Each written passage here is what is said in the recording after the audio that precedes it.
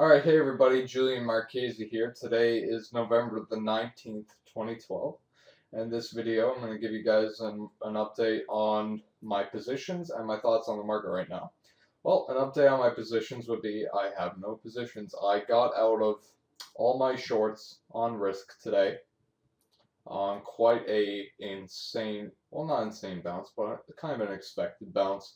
Of course, at some point after this major decline, we would see some natural uh, uh, give back from the downtrend, and that's basically what we saw today. We had on Friday. Here's the intraday chart. A nice intraday reversal on high volume, which was continued in fall through in the overnight session on Monday, and obviously continued at the open and into the close of trade. That bullish scenario was followed through in other risk markets, including oil, gold, and also copper. Copper had a very nice move higher today. In fact, it is coming to a very nice resistance level as well, which could be taken into consideration for a short candidate as the trend is still down in these markets. Let's also take a look at the trend line in copper right now. You can see that it does have some room to go higher. That seems to be the case in a lot of these markets, these risk markets. We got very extended to the downside.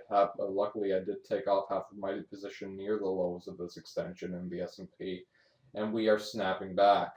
So I am looking to get short risk again on another bounce, say above 1390 to 1400, back to test above to these levels, as the trend is definitely down.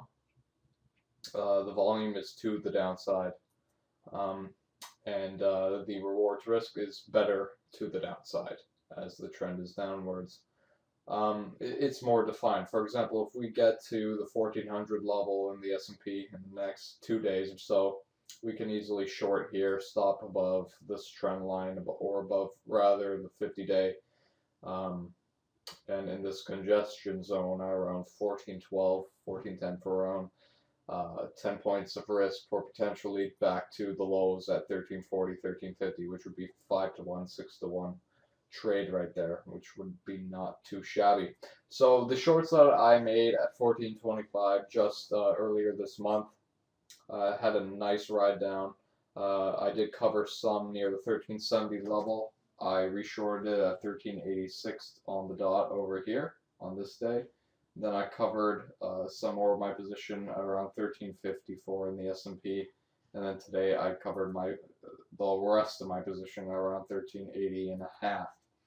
The reason I covered today, even though I'm still bearish, is because I like to give respect to outside days, to very powerful bars. The reason for that is it does mark an important shift in the market. Now, whether it be for short term, this up move we did have today is definitely powerful, and it does affect the market participants as it did me as well. So that leads me to believe that there is a slight inclination to move higher, potentially around that 1390 level. Another thing I like to look at is the VIX, and the VIX has broken down below that 16 level, is now testing 15. Anything below 15 is very low volatility or implied volatility, very low fear in the S&P, which means that if we get above, say, actually, if we rally tomorrow, we will see VIX below 15, and that would want me to get short, as there's definitely lots of event risk coming up, i.e. the fiscal cliff, which is enough to spur some active selling in risk markets. So oil broke out above this downtrend line. That's one reason you could be bullish for a short-term bounce. It is a major break. It's above the upper Bollinger Band and the 50-day today. It broke way above that. So that's a very powerful breach. I did get out of my oil shorts today around 89. So that's what I'm looking at right now. I am currently all flat. I should go over my failure of today, which was my short trade in Apple. I did try short Apple at 52 half, which turned out to be a poor decision as we did rally into the close. I did take it off at around 62, so that was a $10 loss in Apple. It saved me a couple bucks at the close. But once again, I like to respect these powerful bars, even though the trend is down, and we may see, we probably will see further continuation to the downside. This powerful up bar, or rather 2-day move, is enough to change the psychology of short-term traders. That will limit, basically, it will actually spur some more upside activity in the near future. We could see some residual buying tomorrow or the next, or the rest of the week, which would correspond to a touch maybe to 50.80, which would be a fantastic short idea in Apple, which would once again correspond to S&P roughly at 1395, around that area, and also the NASDAQ at that trend line, right on that trend line, which has been respected very nicely over the last 2 months. In the bond market has been very resilient. That's one good sign for the bears. Once again, oil is the good sign for the bulls.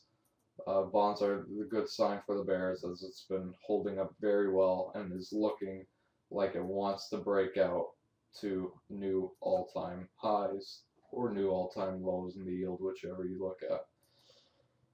So that's what I'm looking for in the market. Going forward, I am still bearishly inclined in the risk. So a nice rally, which should continue the rest of the week, would be potentially a great reward to risk short opportunity. Thanks for watching this video, guys.